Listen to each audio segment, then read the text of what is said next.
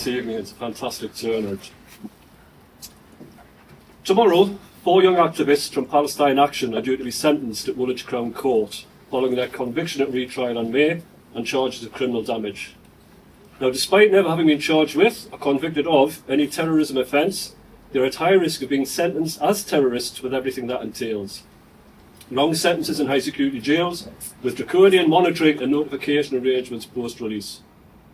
So what happens at Woolwich Crown Court tomorrow will be a marker of the escalating repression of protest by the state.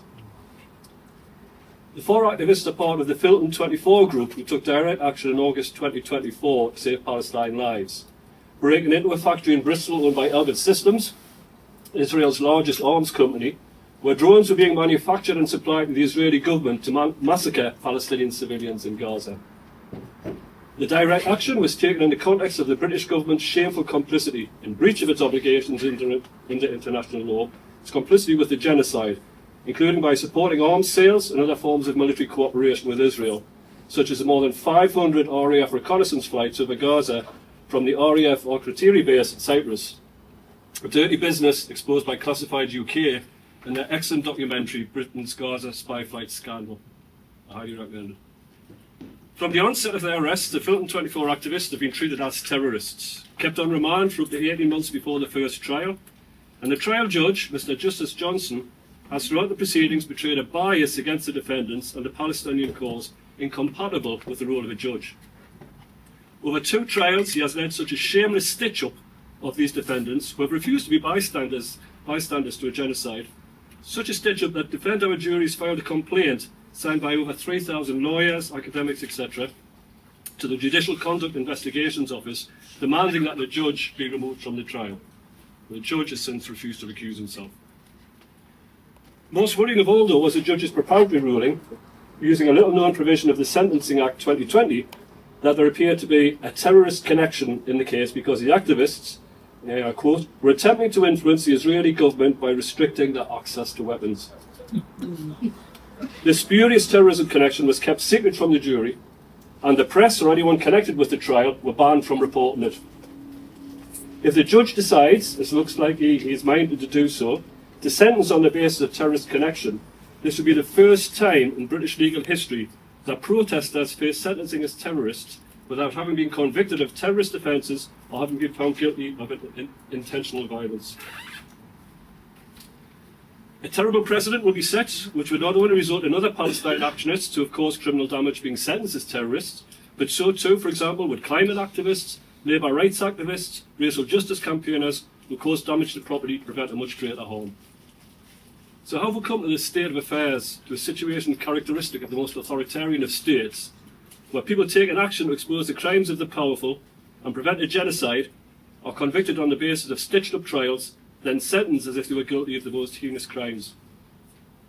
Now, it's just not about one rogue judge, but the result of a systematic, intentional undermining over the past 6 or 7 years by successive governments, Tory and then Labour, of the right to protest, with pressure from the pro-Israel lobby and the arms industry being a key factor in this. The government views the arms industry as a key driver of the economic growth it's desperate to achieve, with this being made explicit in the hawkish Strategic Defence Review, which was published last July. A new report called Britain's Political Prisoners, published last month by researchers at the Centre for Climate Crime and Climate Justice at London's Queen Mary University and the campaign group Defend Our Juries, traces a shift towards increasing repression, from crackdowns on protests by Just Stop Oil and Black Lives Matter to the more recent prosecutions linked to direct actions taken in solidarity with Palestine. This has gone alongside the continued weaponisation of anti-Semitism as a tactic to stifle all criticism of Israel. The report warns that Britain is undergoing a deeply troubling transformation in how it treats political protest, with a combination of new laws, broader police powers and increasingly punitive court tactics intended to shut down dissent and criminalise and stifle non-violent peaceful protest. In terms of legislation, 3 acts have been introduced with the intention of stifling the right to protest, including the Crime and Policing Bill 2026, which will come into force at the end of this month, and which will, amongst other measures, give police new powers to restrict protests by placing conditions on repeat protests on the grounds of so-called cumulative impact. And as outlined earlier, in relation to the court's treatment of the Filton 24 activists, there's been a shift to increasingly punitive court tactics, including remanding activists for excessive periods before trial, and the effective gagging of defendants by judges who have increasingly stopped protesters from mentioning climate concerns, Gaza, international law, or their political motivation in front of juries. Then, of course, in July last year, we had the prescription of Palestine Action, a measure widely condemned as absurd, excessive, and disproportionate. Although subsequently declared unlawful by the judicial review in February, it remains in place, at least until the outcome of the government's appeal is announced by the Court of Appeal this coming Monday. A powerful campaign of mass civil disobedience against the prescription, which has been organised by Defend Our Juries, has been met with excessive state repression, with over 3,000 people arrested under Section 13 of the Prevention of Terrorism Act for simply holding a sign. Now, I'd like to say a little bit about how protest in solidarity with Palestine and against the genocide has manifested itself here in the North East, and how the state has responded with a focus on the local arms industry.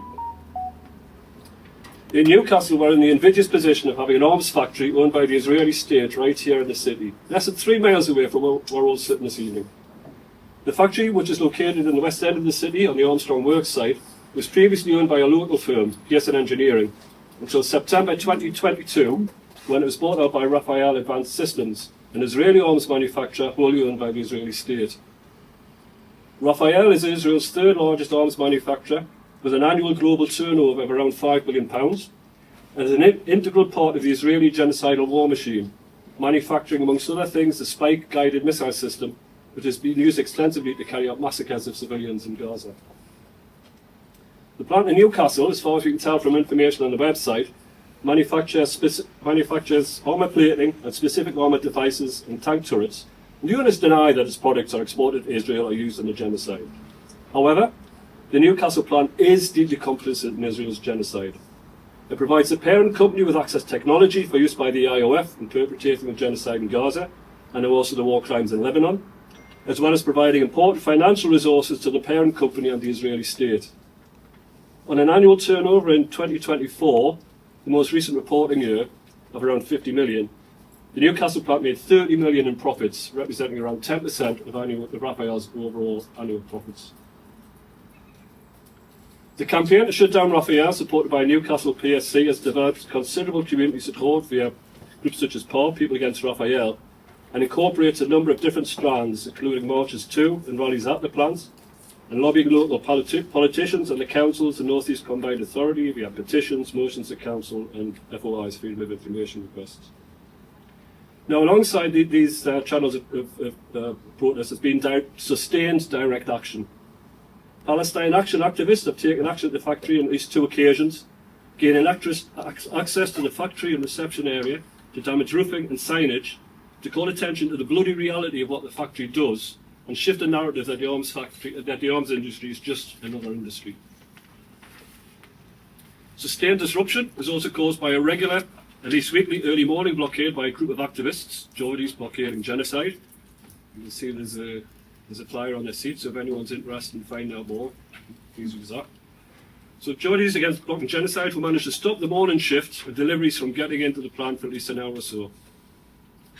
Now, the response by the state, in the form of the disproportionate allocation of resources by Northumbria Police and the excessive use of Section 14 Public Order Act powers, the response to these blockades is indicative of the priority that the state attaches to protecting the interests of the arms factories. Even one, this Rafael plant, which until recently was presided over by Bezalel Smotrich, a genocidal Israeli government minister who's actually been sanctioned by the UK.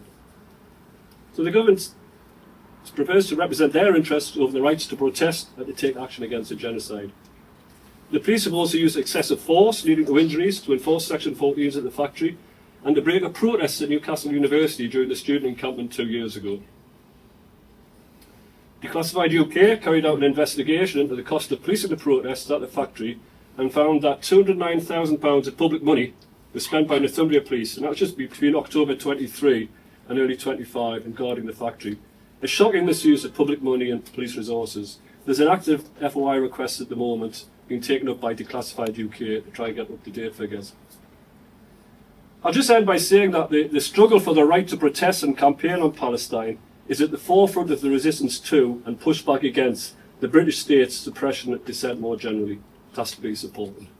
Thanks very much.